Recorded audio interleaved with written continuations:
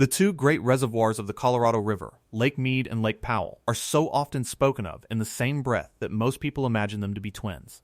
Two enormous bodies of water sharing the same fate, rising and falling in unison as the drought deepens and eases across the American West. And in a broad sense, that picture is not entirely wrong. For the two reservoirs are indeed bound together, the twin pillars of a single vast system. Both of them fall into alarming and unprecedented lows in the long crisis of the river, both the constant subject of anxious worry and emergency action. But if you look more closely, if you understand the particular position that each of these reservoirs occupies in the great machinery of the Colorado River, a crucial difference emerges, a difference that reveals one of the two to be in significantly more danger than the other. That reservoir is Lake Mead. For all that the two of them are so often joined together as equals in the public imagination, Lake Mead sits in a more precarious position, exposed to forces that press it downward more relentlessly, structurally more vulnerable to decline than its upstream sibling. This is the story of why Lake Mead is in more danger than Lake Powell, of the hidden and often misunderstood asymmetry between the two great reservoirs, and of what that asymmetry reveals about the deepest structural problem at the very heart of the Colorado River crisis, a problem that will shape the future of the entire American West for generations to come. To understand why Lake Mead is in more danger, you first have to understand the fundamental geography of the two reservoirs and how they relate to each other, because their positions in the river system are profoundly different, and it is that difference in position that lies at the root of everything. The Colorado River flows generally from the high mountains of the north down through the deep canyons and the arid deserts of the southwest toward the distant sea, and along its course the two great reservoirs sit in sequence, one above the other. Lake Powell is the upstream reservoir, held back by Glen Canyon Dam, gathering the water that flows down from the upper basin.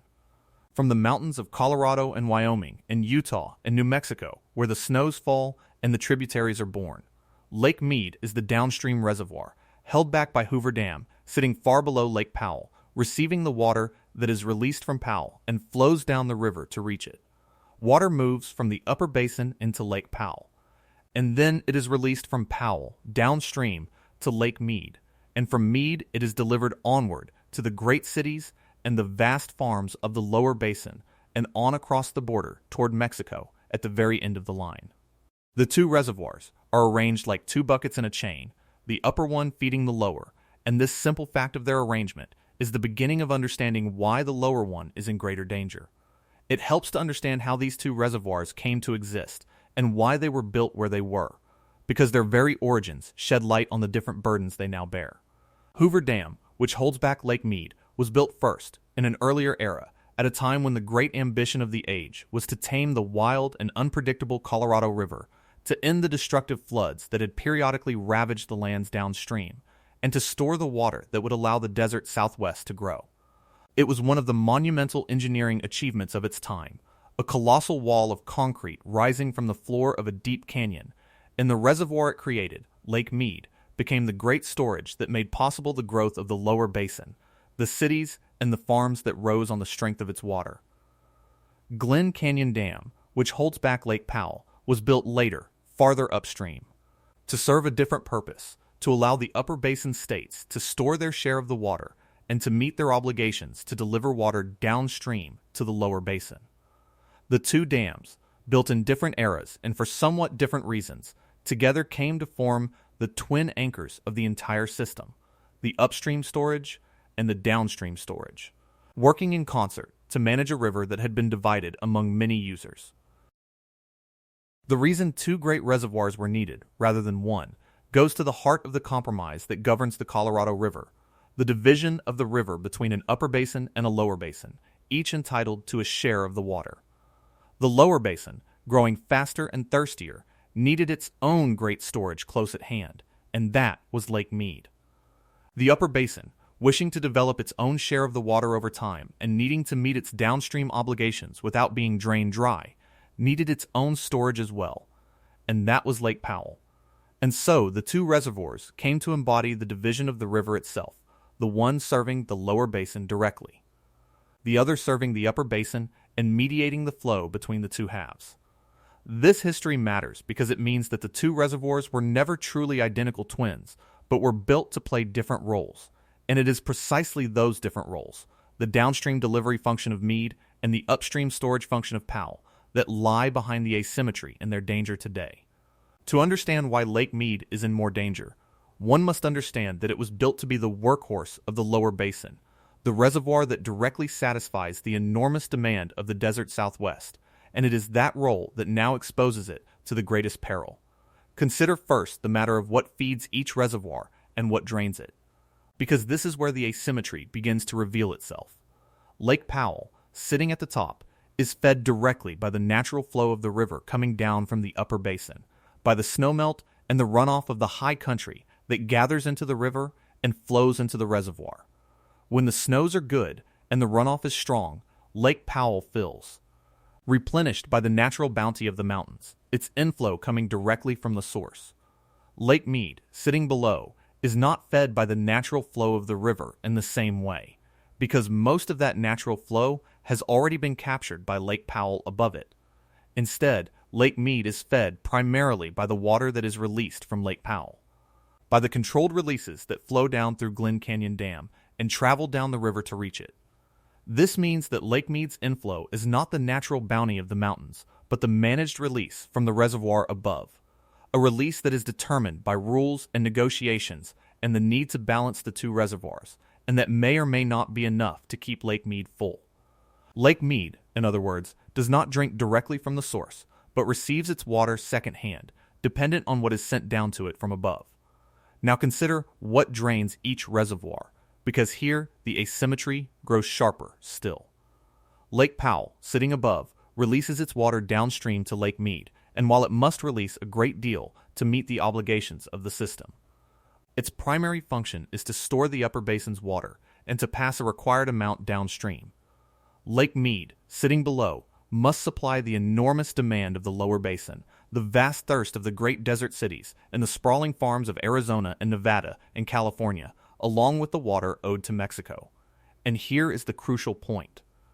The fact that lies at the very heart of why Lake Mead is in more danger. The demand placed on Lake Mead by the lower basin is enormous, far larger than the demand the upper basin places on its own supply, and this demand, drawing water out of Lake Mead year after year, presses the reservoir downward with a relentless force.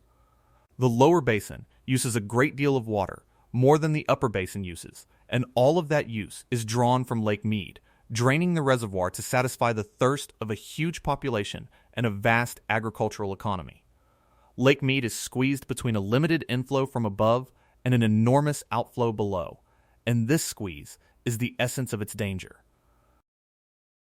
This brings us to one of the most important and least understood concepts in the entire Colorado River crisis, a concept that explains, more than anything else, why Lake Mead is in such peculiar and persistent danger.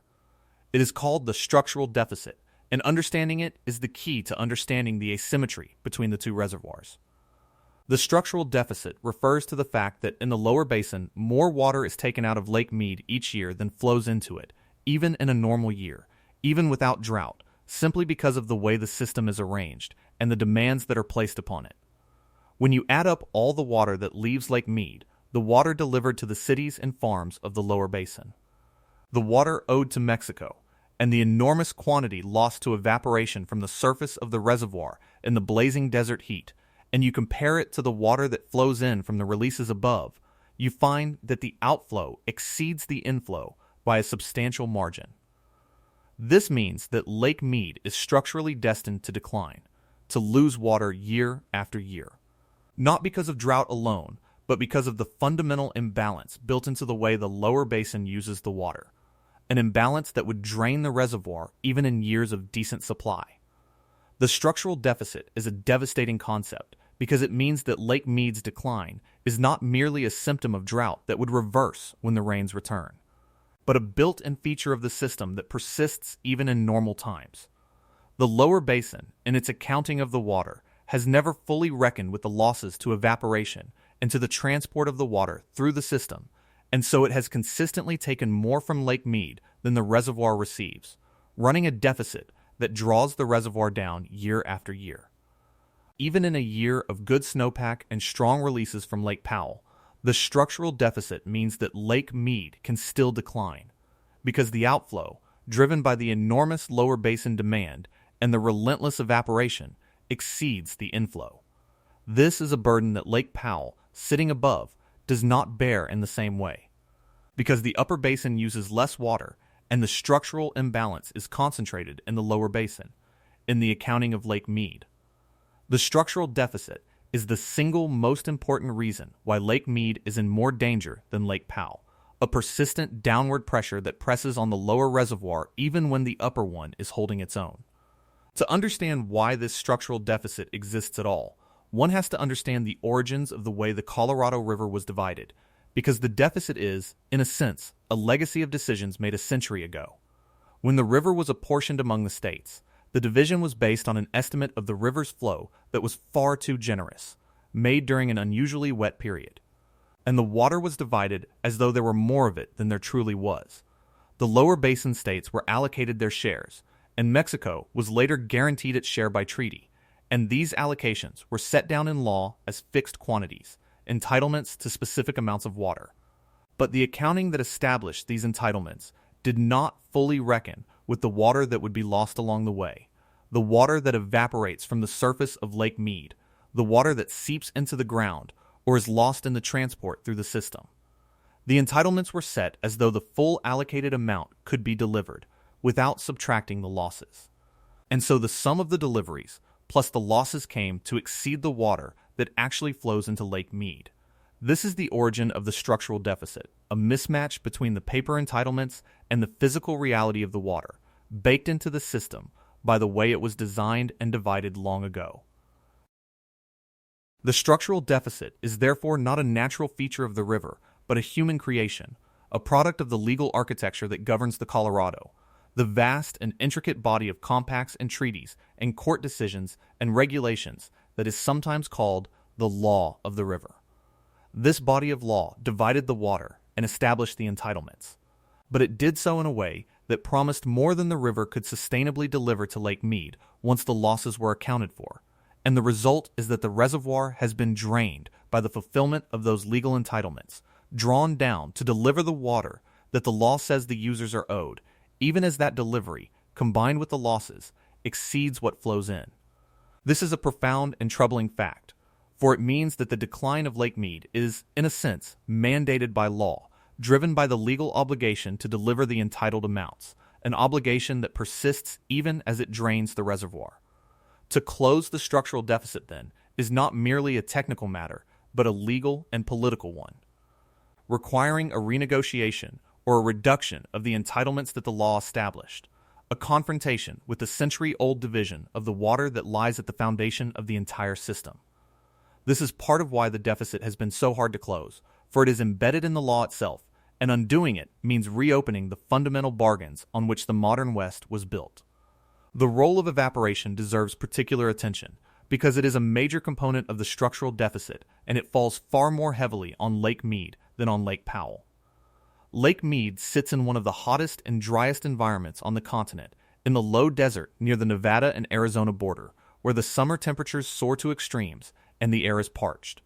From the vast surface of the reservoir, exposed to this relentless heat, an enormous quantity of water evaporates every year, rising invisibly into the dry desert air and lost to the system. This evaporation is a constant drain on Lake Mead, a loss that continues regardless of drought or plenty, a subtraction from the reservoir that must be accounted for in the balance of inflow and outflow. And because Lake Mead sits lower and in a hotter environment than Lake Powell, the evaporative losses from Mead are severe, adding to the outflow side of the ledger and deepening the structural deficit. Lake Powell, sitting higher and in a somewhat less extreme environment, also loses water to evaporation, but the combination of Lake Mead's position, its exposure, and the enormous demand placed upon it makes the pressure on the lower reservoir greater. Evaporation is one more force pressing Lake Mead downward, one more element of the asymmetry that puts it in greater danger.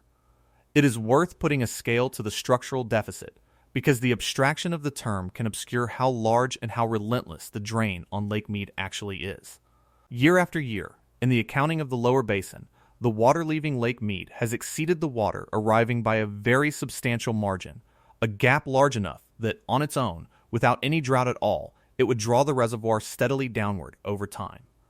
This is a loss measured not in trickles but in enormous volumes, a shortfall built into the ordinary operation of the system. The product of decades of accounting that never fully reckoned with the water lost to evaporation and to the movement of the water through the system. Imagine a bank account from which more is withdrawn each month than is deposited, not because of any unusual expense, but simply because the routine withdrawals exceed the routine deposits. Such an account would dwindle inexorably toward zero, and no ordinary month of good fortune would save it, because the imbalance is built into its very operation. This is the situation of Lake Mead, an account structurally destined to shrink, and it is a situation that Lake Powell, whose upper basin takes less than its full share, does not face in anything like the same degree. The structural deficit is the mathematical heart of Mead's greater danger, a persistent subtraction that no single good year can overcome. The consequences of the structural deficit have been visible for years in the steady, grinding decline of Lake Mead, a decline that has continued even through periods when one might have expected the reservoir to recover. Observers have watched the level of Lake Mead fall almost inexorably over the long years of the crisis. The white bathtub ring around its shores growing ever taller as the water dropped, the boat ramps stranded on dry land, the marinas relocated again and again as the shoreline retreated. This relentless decline, continuing year after year, is the structural deficit made visible, the physical manifestation of an account being steadily drained. And it stands in a certain contrast to Lake Powell, which, while it too has fallen dramatically, is driven more directly by the ups and downs of the inflow from the mountains, rising more noticeably in the better years and falling in the worse. Lake Mead's decline has a more remorseless quality to it, a steadiness that reflects the structural nature of its predicament. The fact that it is drained not only by drought, but by the built-in imbalance of the lower basin's demand. The visible evidence of the two reservoirs tells the story of their different dangers, the one falling with the fluctuations of the weather, the other declining with the remorselessness of a structural deficit. There is another dimension to the asymmetry between the two reservoirs that is crucial to understand, and it concerns what stands above each of them in the river system, the reserves that can be called upon to prop each reservoir up in a crisis. Lake Powell, sitting in the upper part of the system, has above it a series of other reservoirs in the upper basin. Smaller reservoirs on the tributaries of the Colorado that can, in an emergency, release water downstream to help prop up the level of Lake Powell. In the crisis of recent years, water has indeed been released from these upstream reservoirs to bolster Lake Powell, drawing on the reserves that sit above it to keep the great reservoir from falling too low. Lake Powell, in other words, has a backstop above it, a set of reserves that can be tapped to support it in a crisis. Lake Mead, by contrast, has only one reservoir above it that matters, and that is Lake Powell itself. If Lake Mead is falling and needs to be propped up, the only major source of additional water to support it is a release from Lake Powell. But if Lake Powell is also low, as it has been in the crisis, then there is little extra water to send down to Mead, and the lower reservoir is left exposed, without the backstop that Powell enjoys. This difference in what stands above each reservoir is another element of Lake Mead's greater danger, for it sits at the bottom of the chain, with less to catch it if it falls. One might ask why Lake Mead cannot simply be given a larger share of the releases from Lake Powell to make up for its greater demand, and the answer reveals the trap in which the lower reservoir is caught. Any water sent down from Powell to bolster Mead is water taken from Powell, and in a system where both reservoirs are stressed, there is no surplus to draw upon. To fill Mead by draining Powell would simply shift the danger from the lower reservoir to the upper, threatening the very source on which Mead depends for its inflow, for if Powell falls too low to release water reliably, Mead is cut off entirely. So the releases cannot simply be increased without limit to save Mead, because doing so would endanger Powell. And endangering Powell endangers Mead in turn. The two are locked together, and the water that would save one can only be taken from the other, which means that neither can be truly secured by shuffling water between them. The only real escape from this trap is to reduce the total demand on the system, so that less must be drawn from Mead in the first place. Relieving the pressure that forces the impossible choice between draining Powell and starving Mead. This is why the balancing of the reservoirs, for all its ingenuity, cannot solve the crisis, and why the reduction of demand is the only true remedy. It is worth dwelling on this point because it reveals a stark truth about Lake Mead's position at the bottom of the system. Being the downstream reservoir, the last major storage before the water is delivered to the users and lost to the sea, Lake Mead occupies the most exposed position in the entire chain. Everything above it, all the reserves of the upper basin and Lake Powell itself, can in principle be marshaled to send water down to it, but only if those upstream reserves have water to spare. In a deep and prolonged crisis, when the whole system is stressed and the upstream reserves are themselves depleted, Lake Mead is left at the end of the line, drawing on whatever trickles down from above, while the enormous lower basin demand continues to pull it down. It has nothing below it and nothing beside it, only the depleted reserves above, and if those reserves cannot supply enough, Lake Mead has no other recourse.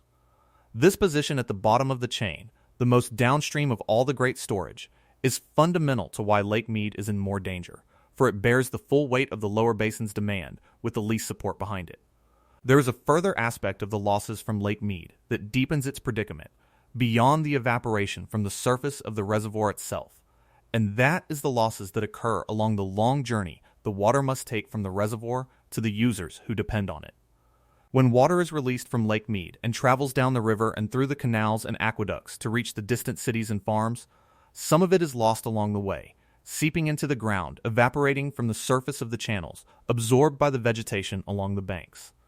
These conveyance losses, the water lost in transit, are a further subtraction that must be accounted for, and they add to the total that must be drawn from Lake Mead to satisfy the users. The lower basin is a vast area, and the water must travel great distances to reach its destinations, and over those distances the losses accumulate, so that more water must leave Lake Mead than actually arrives at the taps and the fields. This is one more way in which the lower basins demand, and the losses that accompany it, press upon Lake Mead one more component of the outflow that drives the structural deficit and drains the reservoir. The upper basin, with its water used closer to the source and its different arrangement of storage and delivery, does not impose quite the same pattern of losses on Lake Powell, another element of the asymmetry. The enormous demand of the lower basin, which is the force draining Lake Mead, deserves closer examination because it is far larger and, in an important sense, far less flexible than the demand placed on the upper basin's supply. The lower basin is home to the great desert metropolises, to Las Vegas and Phoenix, and the sprawling cities of Southern California that draw on the Colorado River,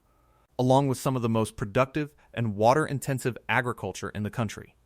This is an enormous demand, a thirst of tens of millions of people and millions of acres of farmland, and it is a demand that is difficult to reduce quickly, because it is embedded in the cities and the farms and the economies that have grown up around the availability of the water. The upper basin, by contrast, uses considerably less water, with a smaller population and less intensive development, and its demand, while real, is smaller in absolute terms. This means that the pressure draining Lake Mead is greater than the pressure draining Lake Powell, because the lower basin that Mead supplies simply uses more water than the upper basin that Powell serves. The sheer magnitude of the lower basin's demand is one more reason why Lake Mead is in greater danger, for it is the outflow that this demand represents that presses the reservoir down. It is worth looking more closely at the composition of the lower basin's demand because it reveals why reducing it is so difficult and why the pressure on Lake Mead is so hard to relieve. The largest share of the water drawn from Lake Mead goes not to the cities, but to agriculture, to the vast farms of the lower basin that grow crops in the desert on the strength of the river's water. This agricultural demand is enormous, dwarfing the urban demand in sheer volume, and it is embedded in an entire economy and way of life, in the livelihoods of farmers and the communities that depend on them, in the food that these farms produce for the nation and the world. Reducing the agricultural demand means fallowing fields, taking land out of production, changing the crops that are grown, all of which carry heavy economic and social costs and provoke fierce resistance from those who would bear them.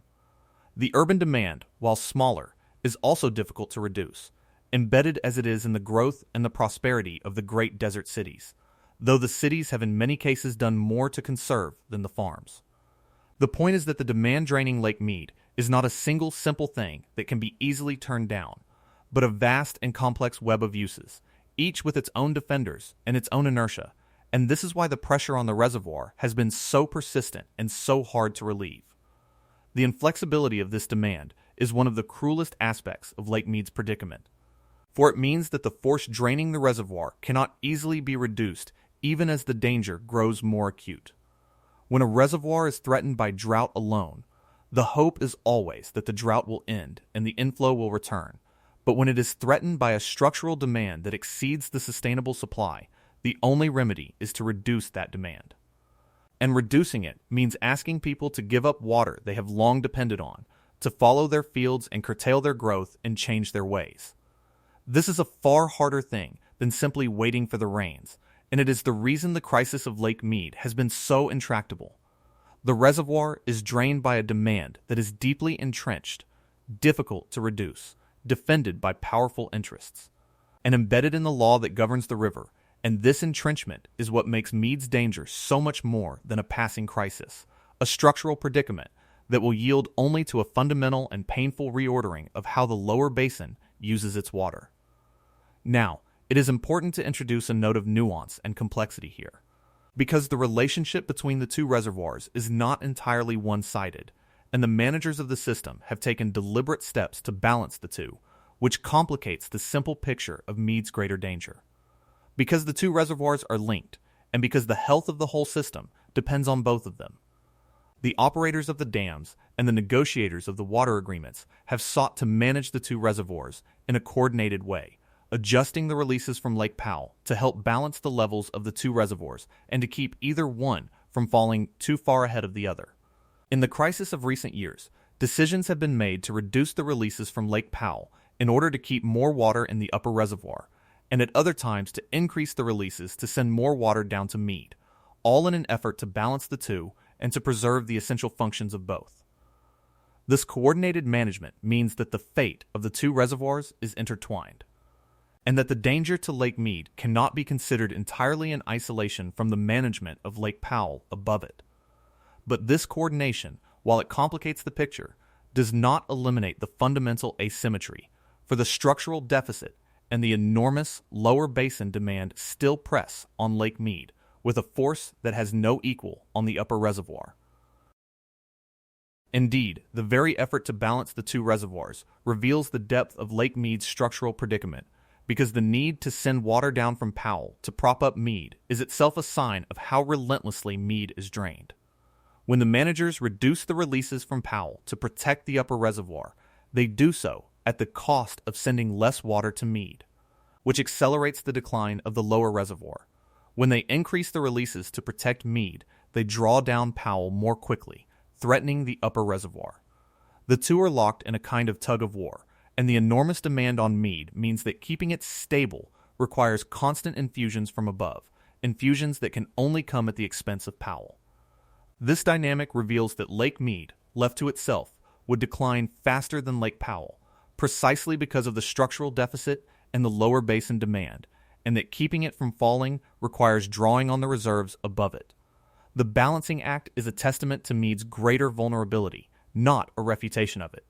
For it is Mead that must be constantly supported to keep it from falling, Mead that is the more precarious of the two. The rules that govern how the two reservoirs are balanced deserve a closer look, because they reveal how the managers of the system have tried to share the burden of the decline between the two, and why, despite those efforts, Lake Mead remains the more exposed. Over the years, elaborate rules have been developed to determine how much water is released from Lake Powell to Lake Mead each year. Rules that take into account the levels of both reservoirs and seek to keep them in a rough balance, so that neither falls too far while the other stays high. In some years, when Lake Powell is relatively full and Lake Mead is low, more water is released to bring the two into balance, sending extra water down to bolster the lower reservoir.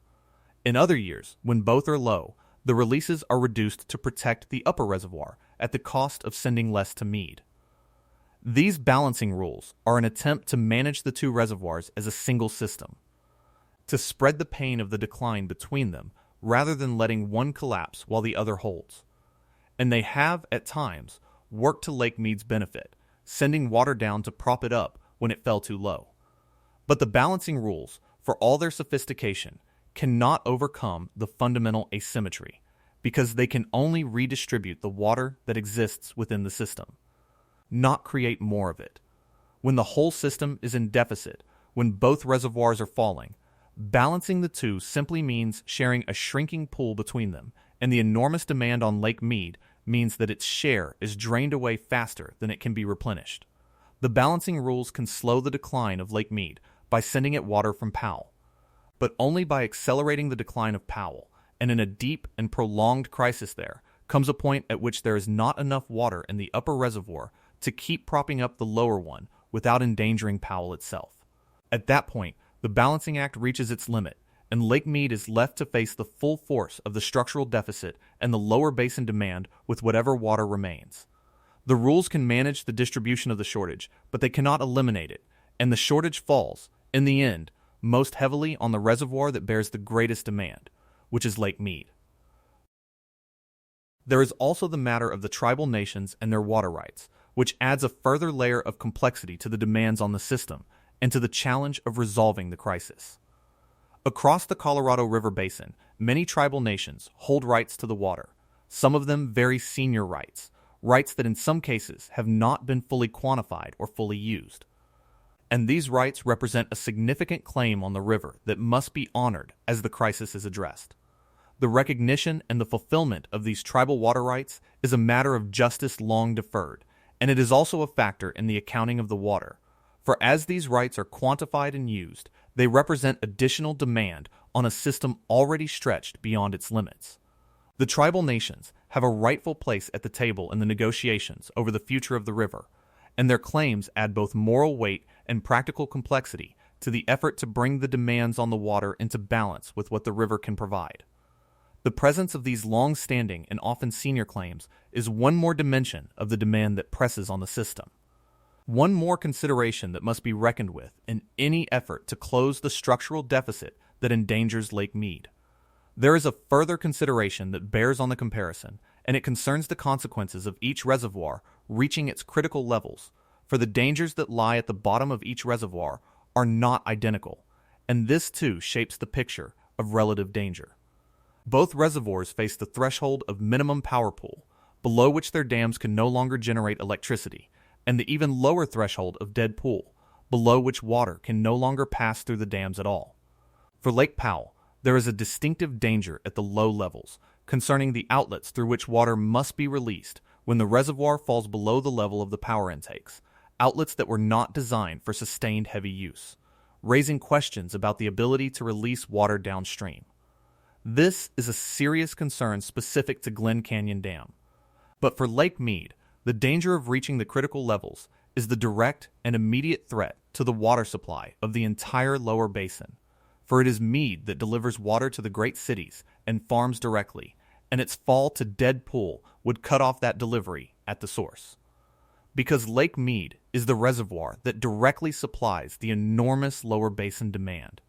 The consequences of its decline are felt most immediately and most acutely by the tens of millions who depend on it, which adds to the sense in which Mead's danger is the more pressing. Let us step back and assemble the full picture of why Lake Mead is in more danger than Lake Powell, because the reasons, taken together, form a compelling and sobering case. Lake Mead sits at the bottom of the chain, the downstream reservoir, fed not by the natural bounty of the mountains, but by the managed releases from above, dependent on what is sent down to it. It bears the enormous demand of the lower basin, the vast thirst of the great desert cities, and the sprawling farms, a demand far larger than that placed on the upper basin. It suffers the relentless drain of the structural deficit, taking more water out each year than flows in, even in normal times, a built-in decline that persists regardless of drought. It loses an enormous quantity of water to evaporation in the blazing heat of the low desert, a constant subtraction that deepens the deficit. And it sits at the bottom of the chain, with the least support behind it, dependent on the depleted reserves above it, with nothing to catch it if it falls.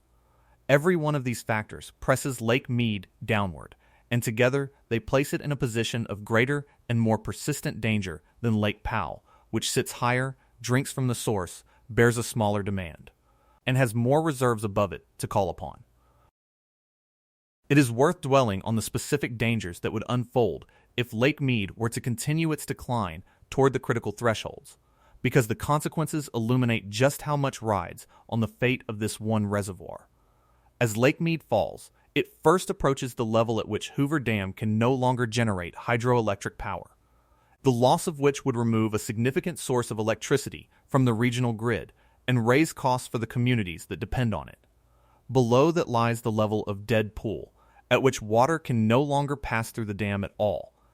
at which point the delivery of water to the entire lower basin would be cut off at the source. A catastrophe almost beyond imagining for the tens of millions who depend on that water. Because Lake Mead is the reservoir that directly supplies the great cities and the vast farms of the lower basin, its fall to these critical levels would strike immediately at the water supply of the desert Southwest, threatening the taps of Las Vegas and Phoenix and the cities of Southern California. The fields of the great agricultural valleys, the water owed to Mexico. The stakes of Lake Mead's decline are thus enormous and immediate, a direct threat to the water on which an entire civilization depends. The efforts to stave off this catastrophe have been intense and ongoing, and they reveal both the seriousness of the danger and the difficulty of resolving it. The states of the lower basin have negotiated agreements to reduce their use of the water, to leave more of it in Lake Mead, to share the burden of the cuts among themselves. Emergency measures have been taken, water has been left in the reservoir that would otherwise have been used, and the federal government has pressed the states to do more, threatening to impose cuts if they cannot agree among themselves. These efforts have, at times, slowed the decline of Lake Mead, and a few better winters have brought more water into the system and offered a reprieve from the most immediate danger. But the fundamental problem, the structural deficit, has not been resolved, and the reservoir remains far below its historic levels, still vulnerable to a return of severe drought. The efforts to save Lake Mead are a testament to the gravity of its danger, a scramble to prevent a catastrophe that the region cannot afford, but they are also a reminder that the underlying imbalance remains, that the reservoir is still drained by a demand that exceeds its sustainable supply, and that only a lasting reduction in that demand can truly secure its future. What would it actually take to close the structural deficit and stabilize Lake Mead, to relieve the relentless pressure that makes it so much more endangered than Lake Powell? The answer is a dramatic reduction in the amount of water drawn from the reservoir. A reduction large enough to bring the outflow into balance with the inflow, and this means finding ways to use far less water in the lower basin. It means conservation in the cities, the kind of aggressive efficiency that some have already embraced, tearing out lawns, recycling water, driving down per capita use. It means, above all, a reckoning with agriculture, which uses the largest share of the water, a shift toward less thirsty crops, more efficient irrigation, and in some cases the following of land, the taking of fields out of production so that the water they would have used can remain in the reservoir. It means, perhaps, paying farmers to use less, compensating them for the water they forgo, and finding ways to cushion the economic blow to the communities affected. And it means, ultimately, confronting the legal entitlements that mandate the deliveries, renegotiating the century-old division of the water to bring it into line with the physical reality of a shrinking river. All of this is difficult, painful, and contentious, which is why it has been so slow to happen. But it is what the danger to Lake Mead demands, for only by reducing the demand can the structural deficit be closed and the reservoir be saved. This asymmetry between the two reservoirs is not merely a technical curiosity, but a matter of profound consequence for the future of the American West, because it reveals where the deepest structural problem of the Colorado River lies, and thus where the solution must be focused. The structural deficit in the lower basin. The fact that more water is taken from Lake Mead each year than flows into it is the heart of the crisis, the fundamental imbalance that must be corrected if the system is to be stabilized. It is not enough to hope for better snow years, because even good snow years do not eliminate the structural deficit, do not stop Lake Mead from declining under the weight of the lower basin's demand and the losses to evaporation. The only way to truly stabilize Lake Mead is to reduce the demand placed upon it, to bring the lower basin's use of the water into balance with what the reservoir actually receives, to close the structural deficit that presses the reservoir down. This is the great and difficult task at the heart of the Colorado River crisis, and the danger to Lake Mead points directly to it, showing that the lower basin and its enormous and largely inflexible demand is where the reckoning must ultimately occur. It is worth noting, too, that the very fame and prominence of Lake Mead adds a dimension to its danger, for it is the reservoir most directly tied to the daily lives of the greatest number of people. Lake Mead sits just outside Las Vegas, supplies the water for that great city and for the millions of the lower basin, and is bound up with Hoover Dam, one of the most iconic structures in the country. When Lake Mead falls, it is felt and seen and reported in a way that touches the lives of tens of millions directly. For it is their water, their reservoir, the source on which their cities and farms immediately depend. Lake Powell, sitting in the more remote canyon country upstream, is no less important to the system, but its decline is one step removed from the immediate delivery of water to the great population centers. This means that the danger to Lake Mead is not only structurally greater, but also more immediate in its human consequences, more directly threatening to the water that flows from the taps of the desert cities. It is worth reflecting, too, on the human dimension of Lake Mead's greater danger, on what it would mean for the millions of people whose lives are bound to the reservoir if the structural deficit is not addressed and the decline continues. Behind the abstractions of inflow and outflow and structural deficit are the daily lives of tens of millions of people, the families in the desert cities who turn on their taps each day, the farmers who irrigate their fields, the workers in the industries that depend on the water, the communities that have grown up around the availability of the river. If Lake Mead were to fall to the critical levels, these are the people who would bear the consequences, facing restrictions and rationing, rising costs, and in the worst case, the genuine threat of scarcity in a place where water has always seemed assured. The greater danger to Lake Mead is not an abstract matter of hydrology, but a threat to the way of life of an entire region, to the millions who have built their homes and their livelihoods on the assumption that the water would always be there. This human dimension is what gives the danger its true weight, what makes the structural deficit not merely a technical problem, but a looming threat to the security and the prosperity of the American Southwest. The story of Lake Mead's greater danger also carries a lesson about the importance of understanding the true nature of a crisis, of looking beneath the surface to the structural forces at work, rather than being deceived by appearances. To the casual observer, the two reservoirs might seem to share the same fate, both falling in the drought, both the subject of the same worry. And one might conclude that they are equally endangered, and that the return of the rains would save them both. But this surface impression is misleading, for it misses the structural deficit that makes Lake Mead's danger deeper and more persistent, that ensures its decline even in good years, that requires a fundamentally different response than merely waiting for the drought to end. Understanding the true nature of Lake Mead's danger, seeing beneath the surface to the structural imbalance that drives it, is essential to responding to it correctly, to recognizing that the solution lies not in hoping for better weather, but in reducing the demand that drains the reservoir. This is why the comparison between the two reservoirs matters so much, for it reveals the structural truth that must guide the response, the recognition that Lake Mead's danger is of a different and more intractable kind, and that it demands a different and more fundamental solution. The comparison between the two reservoirs also illuminates why the crisis of the Colorado River has been so persistent and so difficult to resolve, because it shows that the problem is not simply a matter of waiting for the drought to end. If the danger to Lake Mead were purely a function of drought, then the return of wet years would refill the reservoir and end the crisis. But because the danger to Lake Mead is structural, rooted in the deficit that drains it even in normal years, the crisis persists even when the snows are good, even when Lake Powell above is holding its own. The structural deficit means that Lake Mead is on a downward trajectory that only a reduction in demand can reverse, and this is why the crisis has been so stubborn, why the reservoir has kept falling toward the critical levels despite the occasional good year. The recognition that Lake Mead is in more danger than Lake Powell is, at its core.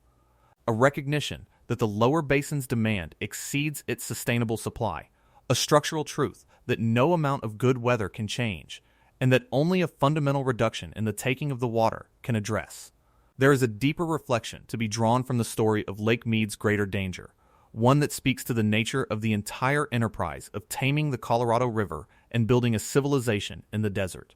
The great dams and reservoirs were monuments to a supreme confidence, an age that believed the natural world could be engineered to serve human needs without limit, that a wild river could be captured and made to yield an endless supply.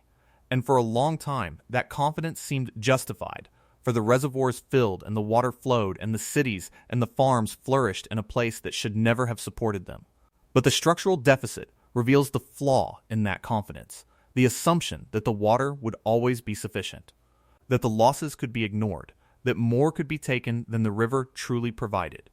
Lake Mead, the workhorse of the lower basin, is where that flawed assumption comes home to roost, where the gap between the promise and the reality is drawn down year after year, where the limits that the engineers thought they had overcome reassert themselves in the falling level of the reservoir. The greater danger to Lake Mead is, in this sense, a judgment on the whole enterprise, a reminder that the natural world cannot be engineered without limit, that a river can be asked to give only so much, and that the reckoning, long deferred, eventually arrives. There is also something to be learned from the contrast between the two reservoirs about the nature of risk and vulnerability in complex systems, a lesson that reaches beyond the Colorado River to any system in which resources are drawn down faster than they are replenished.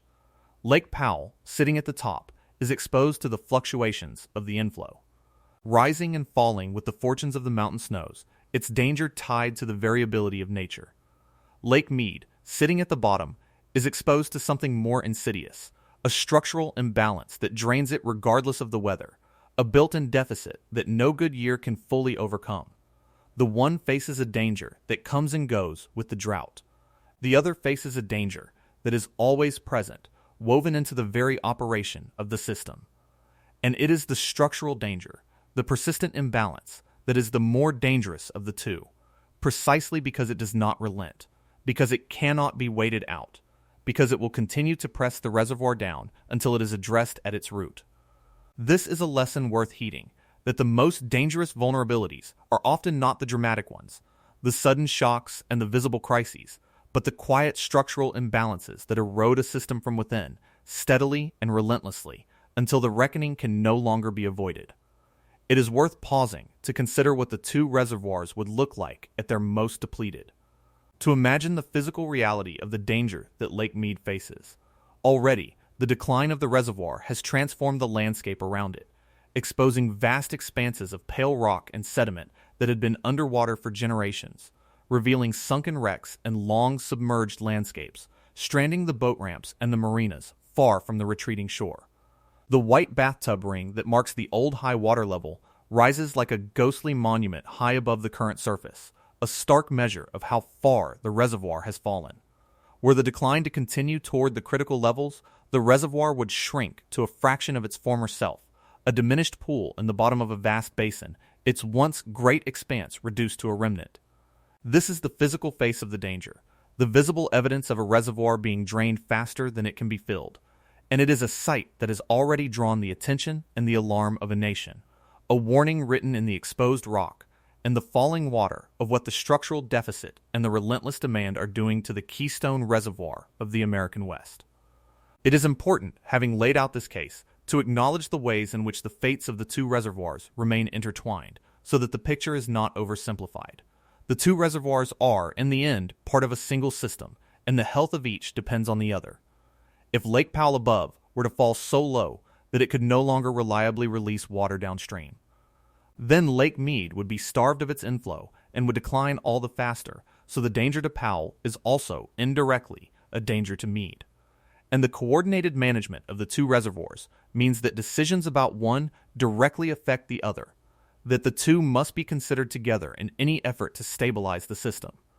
So while Lake Mead is in more danger in the specific sense that the structural deficit and the lower basin demand press it down more relentlessly, the two reservoirs are ultimately bound together, and the salvation of one requires the salvation of both. The greater danger to Lake Mead does not mean that Lake Powell is safe, only that the particular forces bearing on the lower reservoir are more severe, and that the structural heart of the crisis lies in the lower basin that Mead supplies. There is a question that naturally arises from all of this, which is whether the asymmetry could ever reverse, whether there are circumstances under which Lake Powell might come to be in greater danger than Lake Mead. It is a worthwhile question because it tests the robustness of the analysis and reveals the conditions on which it depends. Lake Powell could indeed become the more immediately threatened of the two under certain circumstances, most notably if the inflow from the mountains were to collapse in a severe and sustained drought while the upstream reserves that support it ran dry, leaving it starved of water even as it tried to meet its obligation to release water downstream. In such a scenario, the upper reservoir could fall rapidly toward its own critical levels, and the distinctive danger of its outlet works could come to the fore.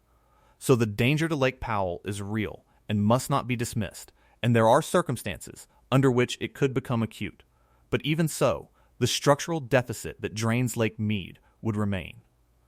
An ever-present force pulling the lower reservoir down, and the fundamental point would hold that Lake Mead bears a persistent structural burden that Lake Powell does not, a burden that makes its long-term danger the more inexorable. The asymmetry could shift in its particulars, but the deep structural truth that the lower basin takes more than the system can sustainably provide would endure. Ultimately, the comparison between the two reservoirs is valuable not because it pits one against the other in some contest of doom, but because it directs attention to where the crisis is most structural and where the solution must be focused. To say that Lake Mead is in more danger than Lake Powell is to say that the deepest problem of the Colorado River lies in the lower basin, in the demand that exceeds the supply, in the structural deficit that drains the Keystone Reservoir even in good years. It is to say that the crisis will not be solved by weather alone, by hoping for the return of the wet years, but only by a fundamental reduction in the demand placed on the water, a reckoning with the entitlements and the uses that drain Lake Mead beyond what the river can sustain. This is the great lesson of the asymmetry. The recognition that the heart of the crisis lies in the structural imbalance of the lower basin, and that the salvation of Lake Mead and of the entire system it anchors depends on confronting that imbalance at its root. So why is Lake Mead in more danger than Lake Powell? Because it sits at the bottom of the chain,